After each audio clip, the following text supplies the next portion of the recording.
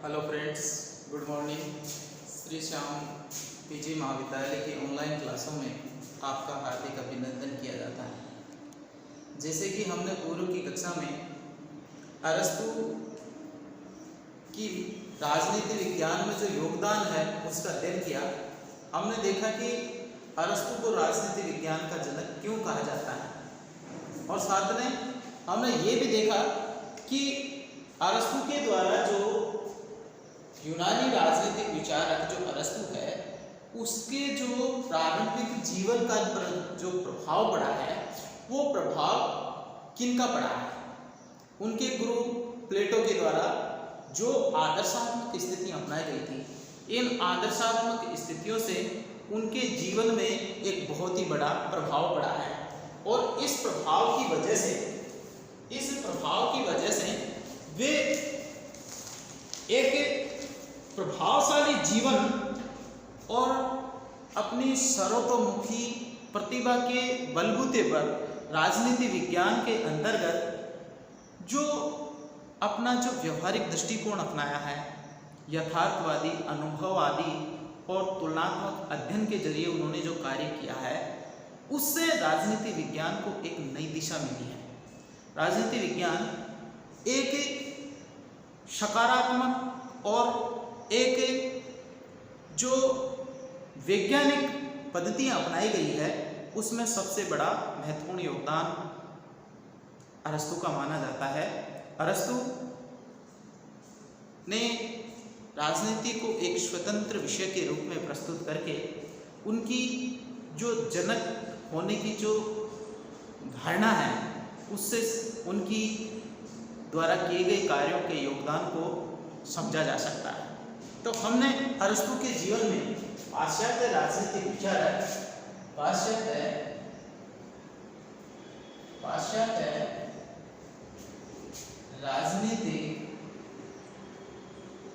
राजनीतिक विचारक अरस्तु का अध्ययन कर रहे थे, और इस अरस्तु के अध्ययन में हमने पूरी तरह से ये देख लिया था कि अरस्तु ने राजनीति में क्या योगदान दिया है। अब हम उनका एक प्रारंभिक परिचय देखते हैं कि अरस्तु का जो प्रारंभिक परिचय क्या था। तो प्रारंभिक परिचय में सबसे पहले उनका जीवन परिचय मतलब अरस्तु का जन्म कब हुआ और अरस्तु का जन्म कहाँ हुआ था। तो देखिए, हमने शुरू में ये पढ़ा है कि जो प्लेटो है वो यूनान के एथेंस में उनका क्या हुआ है, जन्म हुआ है। और हम इस दृष्टिकोण से हम ये देखते हैं कि प्लेटो का जन्म जो 428 ईसा पूर्व में हुआ, ये एथेंस में हुआ, और प्लेटो का जो शिष्य है वो अरस्तु है।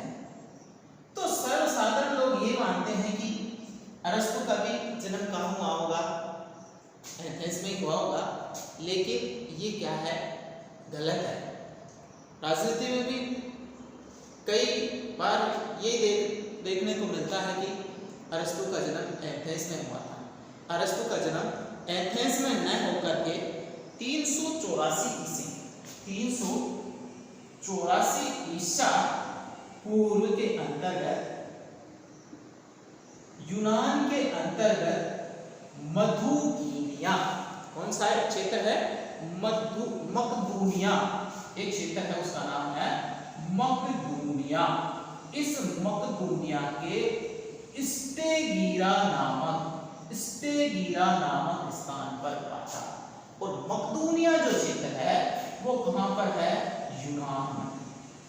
तो आपको ध्यान देना, कई बार ये पूछ लिया जाता है, हम दोनों का तुलनात्मक अध्ययन करते जा रहे हैं। प्लेटो का जो जन्म था वो एथेंस में 428 ईसा पूर्व में हुआ था, और अरस्तु का जो जन्म है वो 384 ईसा पूर्व मकदूनिया के स्टेगीरा में हुआ है। अब ये एथेंस लोग ये मानते हैं कि इनका जन्म कहाँ जबकि इनका जन्म एथेंस में नहीं हुआ था, इनका जन्म कहाँ हुआ था? मकदूनिया के स्टेगिरा नामक स्थान पर हुआ था। तो देखिए ये जो अरस्तु है इनके पिता एक जो पिता हैं वो शाही चिकित्सक हैं, इसलिए इनकी शिक्षा का प्रबंध भी एक अच्छी दृष्टिकोण से किया गया था। वो पूरी तरह से एक बहुत ही प्रभावशाली तरीके से वहाँ है मकदूनिया का जो स्टेगिरा जो क्षेत्र है वहाँ पर राजतंत्रात्मक शासन प्रणाली है। और राजतंत्रात्मक शासन प्रणाली जो वहाँ की शासन प्रणाली है उस पर उनके जीवन का बहुत बड़ा प्रभाव पड़ा। तो जैसे अरस्तु जैसे ही क्या हुए, आरंभ के अंतर्गत प्लेटो ने अपनी जो आदर्शता थी उस आदर्शता के कारण अपनी एक संस्था खोली थी। उस संस्था का नाम है अकादमी। प्लेटो ने एक संस्था खोली थी, शैक्षणिक संस्था, जो यूनान की सबसे पहला विश्वविद्यालय बना, ये अकादमी नामक संस्था खोली। और अरस्तु का जब बचपन था तो उस समय के अंतर्गत जो अकादमिक जो शिक्षण संस्थान थी उसका पूरे यूनान के अंतर्गत बहुत बड़ा प्रभाव था। और इस यूनान के प्रभाव होने के कारण अरस्तु भी यहाँ अध्ययन करने गया था। इसलिए प्लेटो ने अरस्तु को अकादमी का सिर कहा था। अकादमी का सिर, प्लेटो की अकादमी का सिर किसे कहा जाता है? प्लेटो की अकादमी का सिर या मस्तिष्क, इसको सिर या मस्तिष्क, प्लेटो की अकादमी का मस्तिष्क किसे कहा जाता है? अरस्तु को, क्योंकि सबसे ज्यादा प्लेटो अरस्तु को सबसे ज्यादा प्रभावित था। और प्रभावित होने के कारण वो बहुत ज्यादा उनके व्यक्तित्व से आकर्षित, प्रभावशाली होने के कारण उसको सबसे ज्यादा पसंद करता था।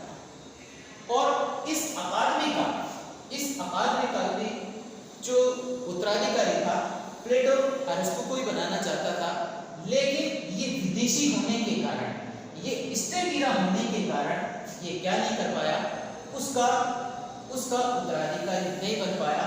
और उसने अपने भतीजे, प्लेटो ने अपने भतीजे को ही क्या बना दिया? अकादमी का उत्तराधिकारी बना दिया। अकादमी का उत्तराधिकारी बना देने के बाद अरस्तु के मन में बहुत बड़ा धक्का लगा। अरस्तु इससे ज्यादा प्रभावित होने के साथ वो इस अकादमी से वहां से निकल गया। और वह अकादमी के अध्ययन के बाद वहां पर वो एशिया माइनर इसकी तरफ क्या हुआ? भ्रमण करने के लिए निकल गया। एशिया माइनर की तरफ जाने के बाद उसने अपनी एक अकादमी, उसने अपनी एक शिक्षण संस्था,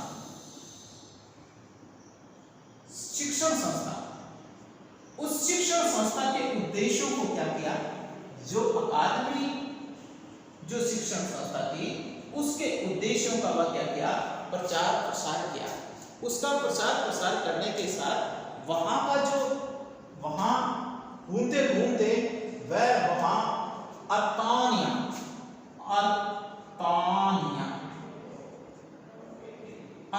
पहुंचा। अर्तानिया का जो राजा था, अर्तानियस, वहां का जो राजा था वो था हर्मीज। अब हर्मीज वहां का राजा था, तो वहां हर्मीज था, वो अरस्तु के व्यक्तित्व से और भी ज्यादा क्या हुआ? प्रभावशाली। अर्तानिया का राजा हर्मीज जो वहां का क्या है? शासक है, वो अरस्तु के इस व्यक्तित्व से बहुत ज्यादा प्रभावित हुआ। हर्मीज के एक पुत्री थी, उस पुत्री का नाम था फिथियास। अरस्तु के ये जो दत्तक पुत्री है, किसकी है दत्तक पुत्री? हर्मीज की। हर्मीज की दत्तक पुत्री है, उसका नाम है फितियास। इस फितियास का विवाह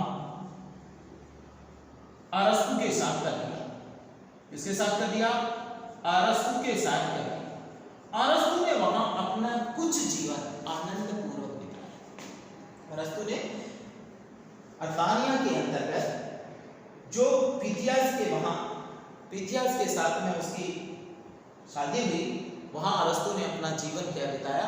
आनंद पूर्वक बिताया। और वहां रह करके उन्होंने क्या किया?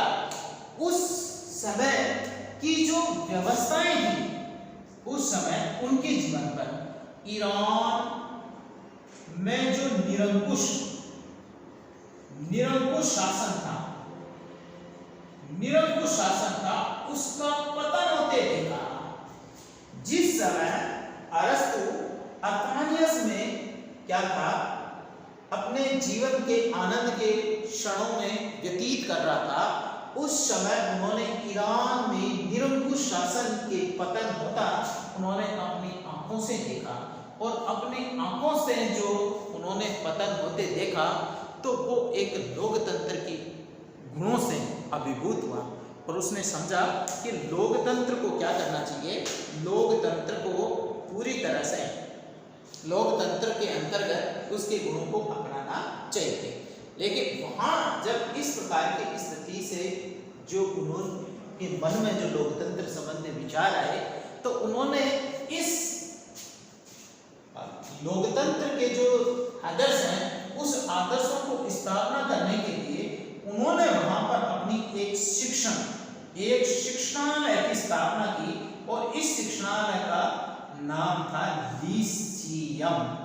अरस्तु के द्वारा जो शिक्षण संस्था का गठन किया गया, उसका नाम था लीसियम। ध्यान देना, अरस्तु के द्वारा जो शिक्षण संस्था का गठन किया गया था, उसका नाम था लीसियम। और प्लेटो के द्वारा जो शिक्षण संस्था खोली गई थी, उसका नाम था अकादमी। तो दोनों को ध्यान में रखना, अंतर साफ स्पष्ट है कि अरस्तु के द्वारा जो शिक्षण संस्था खोली गई थी, उसका नाम लीसियम था। और प्लेटो के द्वारा जो संस्था खोली गई थी, उसका नाम था अकादमी। ये विशेष अंतर की बात है। वहां रहकर के उसने क्या किया? लोकतंत्र के आदर्शों की स्थापना करने के लिए उन्होंने क्या किया? एक प्रचार प्रसार किया। तो यहाँ पर एक तरफ क्या है? एक तरफ निरंकुश शासन की जो प्रभाव है, उस प्रभाव के कारण लीसियम नाम की संस्था खोली, उसका प्रचार कर रहा है। तो इनके आदर्शों से प्रभावित होकर के उसने क्या किया कि जो राजनीति है, उस राजनीति का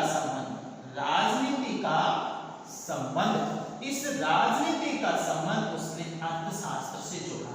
और अर्थशास्त्र से जोड़कर के राजनीतिक उद्देश्यों को पूरा करने का कार्य किया। और इस प्रकार उन्होंने वहां राजनीति और अर्थशास्त्र के संबंध और लोकतंत्र की नीति की अवधारणा को इस संस्था में अपना उद्देश्य बनाने के कारण ये कार्य किया, जिससे मकदूनिया का शासक, मकदूनिया का पद है शासक, ये मकदूनिया का शासक था उस समय कौन? फिलिप।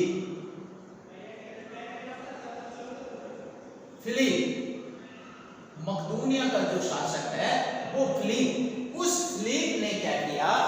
अरस्तु के इस व्यवहार से और भी ज्यादा प्रभावित हुआ और इससे प्रभावित होकर के उसने क्या किया? अपने 13 वर्षीय पुत्र सिकंदर को शिक्षा देने के लिए अरस्तु को क्या किया? अरस्तु को निमंत्रण दिया। ध्यान देना, जब अरस्तु अपनी शिक्षण संस्था लीसियम के अंतर्गत लोकतंत्रात्मक शासन प्रणाली के आदर्शों को और राजनीति का अर्थशास्त्र के संबंधों को लेकर के क्या कर रहा था, प्रचार प्रसार कर रहा था। तो ऐसी स्थिति से प्रभावित होकर मकदूनिया का शासक लिव इसने क्या किया, अपने 13 वर्षीय पुत्र सिकंदर को शिक्षा देने का क्या दिया, निमंत्रण दिया कि आप मेरे पुत्र को शिक्षा प्रदान करें। और इस प्रकार अरस्तु सिकंदर का क्या बना, गुरु बना। अरस्तु का सिकंदर का जो गुरु था वो कौन था, अरस्तु था। और इस अरस्तु ने सिकंदर को शिक्षा प्रदान की और शिक्षा प्रदान करने के बाद सिकंदर विश्व विजेता बना। सिकंदर क्या बना, विश्व विजेता बना। और विश्व विजेता बनकर के उसने इसके अरस्तु के आदर्शों की स्थापना करने पर क्या किया, जोर दिया। अब वहां पर वो क्या किया, लीजियम को 12 वर्षों तक स्थापित किया और उसका सिकंदर ने संरक्षण भी प्रदान किया। लेकिन 322 ईस्वी के अंतर्गत 322 ईस्वी के अंतर्गत सिकंदर की मृत्यु हो गई। और इस मृत्यु होने के कारण अरस्तु पर जो सुरक्षा का जो कवच था सिकंदर का वो हट गया। अब उस ऐसी स्थिति के अंतर्गत निरंकुश राजाओं का प्रभाव बढ़ गया। और निरंकुश राजाओं का प्रभाव हो जाने के कारण वो एशिया माइनर को छोड़कर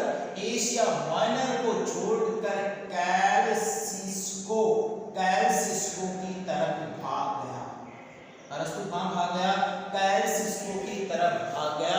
और वहां भाग जाने के बाद वहां भागते हुए उस पर ये आरोप लगाया, अरस्तु पर ये आरोप लगाया कि अरस्तु ने धर्म के विरोध काम किया है, धर्म और शासन के विरोध में काम। उस पर आरोप लगाया कि धर्म और शासन के खिलाफ कार्य करने के कारण उन पर राजद्रोह का क्या लगाया, आरोप लगाया। और इस आरोप के कारण वो एशिया माइनर से क्या किया, केन्यूल की तरफ भाग गया। लेकिन भागते समय उसने एक वाक्य कहा कि मैं एथेंस वासियों को, धर्म के प्रति जो अविश्वास था उसमें ये कहते हुए स्पष्ट किया कि मैं एथेंस वासियों को अपराध करने का दोबारा मौका नहीं दूंगा। इन्होंने यह भागते समय के समय एशिया माइनर के अंतर्गत एक कमेंट कहा था अरस्तु में कि मैं एथेंस वासियों को, भागते समय उसने कहा था मैं एथेंस वासियों को अपराध करने का दोबारा मौका नहीं दूंगा। दर्शन, क्योंकि इसने अपने शिक्षण लीजियम के अंतर्गत जो दर्शन चलाया था वो दर्शन पूरी तरह से क्या था, एक लोकतंत्रात्मक शासन प्रणाली थी। तो इन्होंने तो क्या किया था, इस निरंकुश राजाओं ने धर्म और शासन के खिलाफ इन पर आरोप लगाए और अरस्तु ने इनको लागू करने का जो संकल्प लिया, इस संकल्प के कारण उन्होंने कहा था कि मैं एथेंस वासियों को दर्शन के खिलाफ दोबारा अपराध करने का मौका नहीं दूंगा। और इस प्रकार वो वहां से क्या हो गया, वहां से चला गया। और ऐसी स्थिति में कहा यह जाता है कि 62 वर्ष की आयु में अरस्तु की मृत्यु हो गई। कुछ का कहना है कि उन्होंने क्या कर लिया, अपनी आत्महत्या कर ली। कुछ ये कहते हैं कि वो वहाँ से भाग जाने के बाद उनकी मृत्यु का संचय यानी संदेहात्मक स्थिति बनी हुई है। तो ये अरस्तु के प्रारंभिक परिचय था। अरस्तु के जीवन का जो प्रारंभिक परिचय है कि आपने देखा कि ये जो टिप्पणी है इनकी यूनानी राजनीतिक विचारक, यूनानी विचारकों के अंतर्गत हमने सबसे पहले जो सुकरात है, ये सुकरात ने भी क्या किया, अपने आदर्शों की स्थापना की और आदर्शों की स्थापना किया और वही कार्य हुआ कि उसने पर भी धर्म और शासन के खिलाफ काम करने का आरोप लगा। और ऐसे की स्थिति के अंतर्गत क्या हुआ, सुकरात को विष दिया गया और उसने मृत्यु दंड मिला। और इसी के बाद में उसका जो शिष्य बना प्लेटो, उस प्लेटो ने भी अरस्तु के इससे बड़ा प्रभावित था। लेकिन जब उन्होंने प्लेटो के सबसे ज्यादा जो प्रणाली थी वो द्वंद्व पद्धति थी, क्योंकि सबसे ज्यादा वो क्या था, तर्क में ज्यादा महत्वपूर्ण था। और इस द्वंद्व और तर्क के अंतर्गत प्लेटो ने उसको किसके रूप में ले लिया, नीति के रूप में ले लिया, इसको राजतंत्र की ओर अग्रसर हुआ।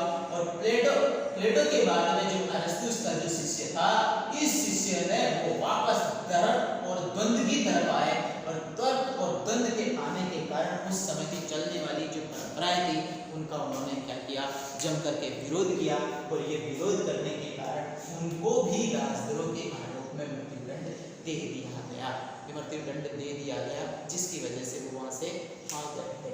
तो ये जो प्लेटो और अरस्तु है उनके जीवन परिचय में सबसे महत्वपूर्ण बात ये है कि प्लेटो का जन्म एथेंस में 428 में हुआ था। कुछ लोगों का मानना है कि जब प्लेटो के शिष्य अरस्तु है तो उनका भी जन्म कहाँ हुआ होगा, एथेंस में ही हुआ होगा। लेकिन हमें थोड़ा सा यहाँ ध्यान रखने की जरूरत है कि ये जन्म है वो एथेंस में नहीं हुआ था, बल्कि ये मकदूनिया के स्टेगिरा नामक स्थान पर हुआ था और वहां पर राजतंत्रात्मक शासन प्रणाली थी। यूनान के अंतर्गत मकदूनिया का जो क्षेत्र है वहां पर राजतंत्रात्मक शासन प्रणाली है। पिता शाही चिकित्सक थे और शाही चिकित्सक होने के कारण उनकी शिक्षा का प्रबंध बड़ी अच्छी तरीके से किए थे।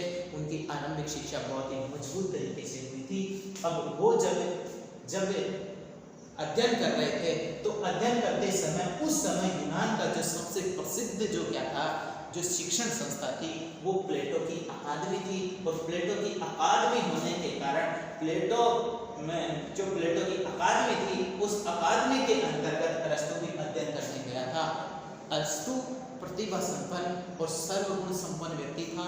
उन्होंने हर विषय पर वहाँ पर राजनीति के साथ हर विषय पर एक विशेष ज्ञान रखने के कारण वो वहाँ का बहुत ही ज़्यादा प्रभावशाली व्यक्ति बन गया और इसलिए प्लेटो सबसे ज़्यादा प्रभावित अरस्तु से था।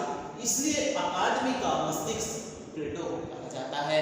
ये प्लेटो की अकादमी का मस्तिष्क अरस्तु को कहा जाता है और इस अरस्तु ने वहाँ रहकर के शिक्षा प्राप्त की। लेकिन जैसे ही वहाँ पर ये कार्य शुरू हुए तो वहाँ पर वो वहाँ निकल करके एशिया माइनर चला गया, क्योंकि उससे एशिया माइनर चले जाने का कारण ये रहा क्योंकि वो अकादमी का उत्तराधिकारी अरस्तु बनना चाहता था, लेकिन विदेशी होने के कारण उसके भतीजे को क्या बना दिया गया, उत्तराधिकारी बना दिया गया। इसकी वजह से वो एथेंस को छोड़कर एशिया माइनर चला गया। एशिया माइनर में जाकर के वो अकादमी की जो आदर्श थे उसकी स्थापना और उसकी प्रचार प्रसार करने लगा।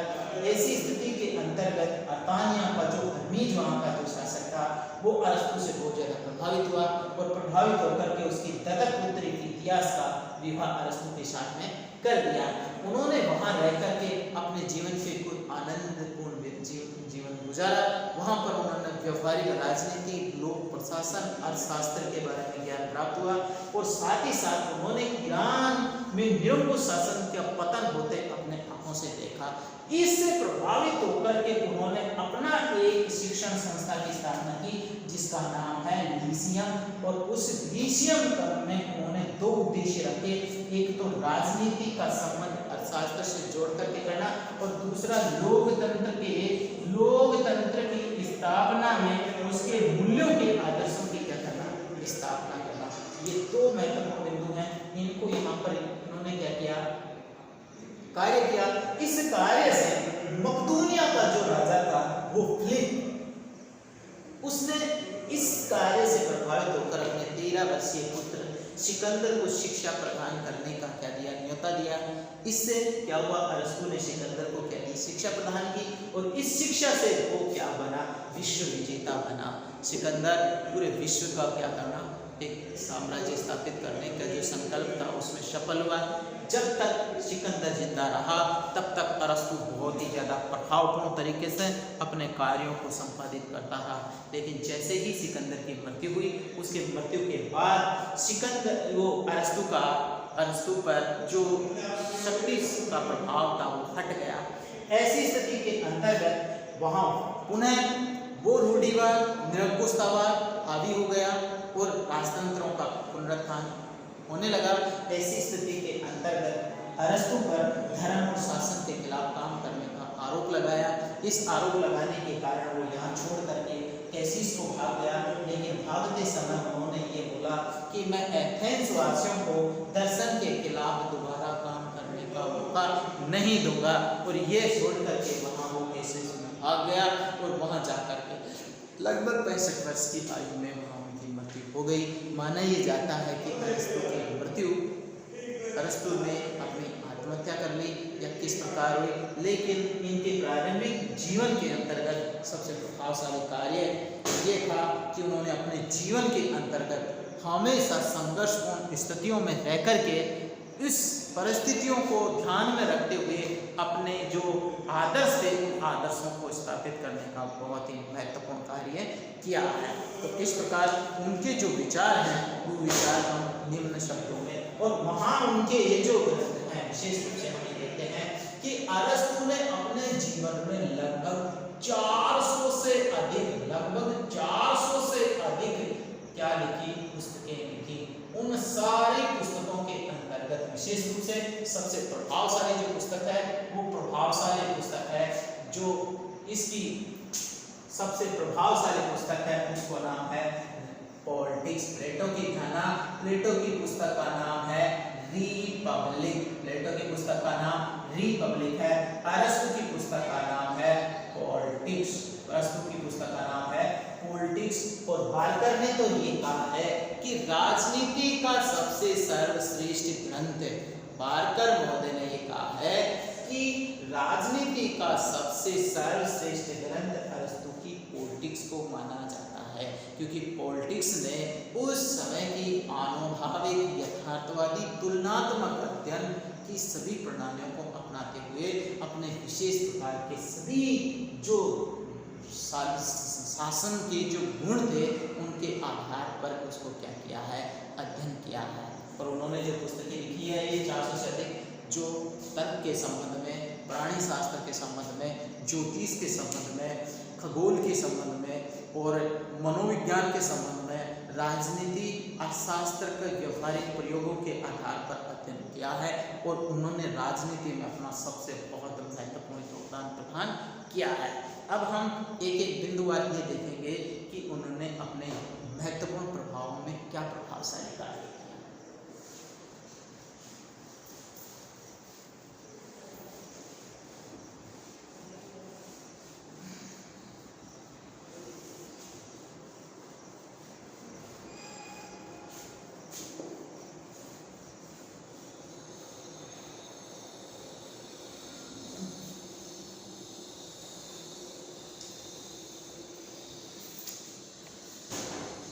अब देखिए अरस्तु के जो विचार हैं, तो इनमें जो विशेषकर जो प्रश्न आते हैं कि राज्य के संबंध में अरस्तु के क्या विचार है। अरस्तु ने राज्य के संबंध में क्या धारणा प्रस्तुत की।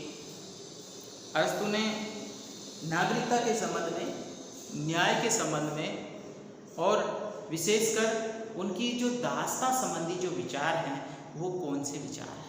तो अरस्तु के विचारों का उल्लेख हम क्रमवार निम्न बिंदुओं के आधार पर करेंगे और ये आगामी जो अपना जो पीढ़ी होगा उसमें प्रस्तुत किया जाएगा। आप इसको ठीक तरीके से समझें। धन्यवाद।